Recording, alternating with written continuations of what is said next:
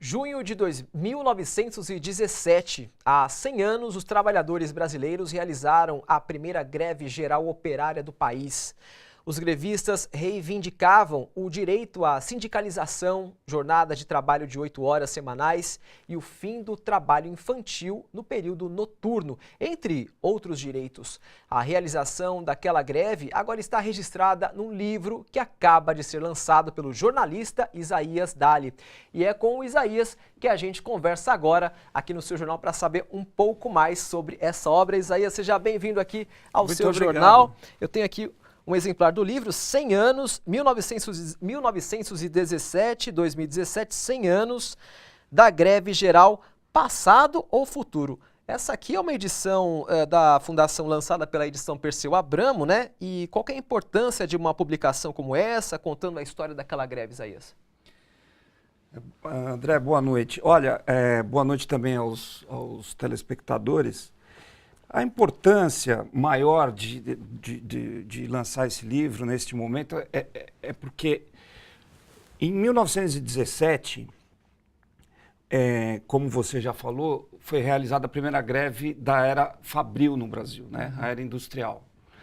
E os trabalhadores pararam a cidade de São Paulo por uma semana.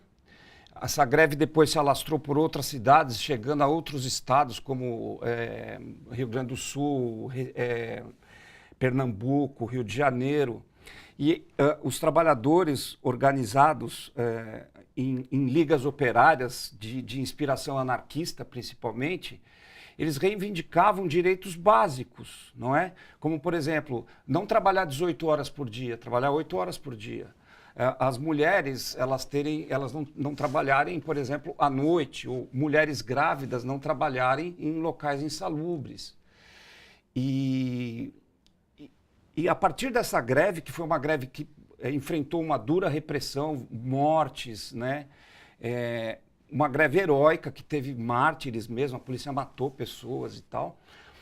Depois de alguns anos, o Brasil conseguiu conquistar um patamar mínimo de direitos trabalhistas que nos equipararam a países com um estágio civilizatório mais avançado.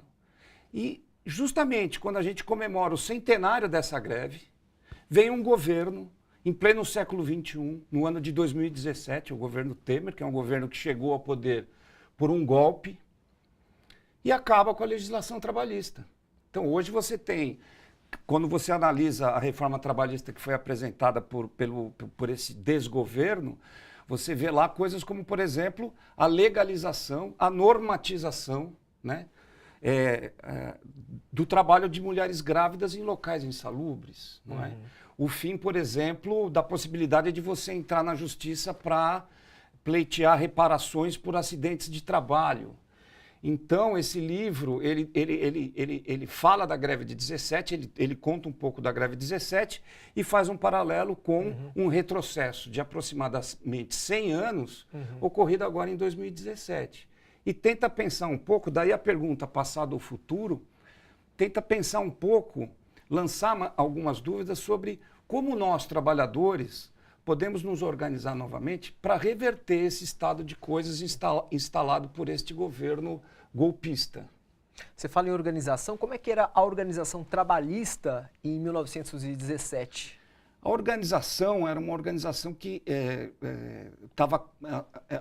ela já tinha uns 10 anos de existência, né? Houve greve em 1906, 1907, mas era uma... Foi um processo, talvez. Sim, né? Claro. A 17 foi o boom, talvez. Foi de fato o boom. Foi um auge de um processo que vinha havendo... No começo do século. Isso, exatamente. E as organizações operárias nem chamavam sindicatos, né? Elas eram conhecidas como ligas operárias. Então você tinha as ligas operárias espalhadas por bairros. Aqui no ABC também teve, né? São Bernardo, São Caetano, algumas ainda existem. Claro, não tem mais a mesma função, mas ainda permanecem. A Liga Operária em São Caetano ainda existe, por exemplo, aqui em São Bernardo teve. E não eram reconhecidas legalmente, mas elas tinham um trabalho de não só atuar nas fábricas, nos locais de trabalho, fazendo convencimento, debate político, mas também estavam inseridas na vida dos bairros, das comunidades, entendeu? Muitas dessas ligas ficavam abertas até 10 horas da noite e as pessoas podiam chegar lá sem necessariamente ser sindicalizados e poder conversar, ler um jornal e naquela socialização você tinha um conhecimento de política, de organização sindical e foi dessa forma, com esse contato direto com a população e com um trabalho de informação e um trabalho de formação através, inclusive, de instrumentos culturais como teatro, bailes, que aquelas ligas operárias foram conquistando a opinião pública e conseguiram construir uma greve que parou São Paulo por uma semana. Histórica, né? Isaías, obrigado por você ter vindo aqui no seu jornal. Nosso tempo é curto, mas parabéns e sucesso aí com o projeto, viu? Ok. Eu só queria lembrar que o livro pode ser encontrado no site da Fundação Perseu Abramo. Quem não puder ter o acesso ao exemplar físico, pode baixar o livro no site da Fundação Perseu Abramo, ok? Tá certo. Obrigado, Isaías. Eu que agradeço.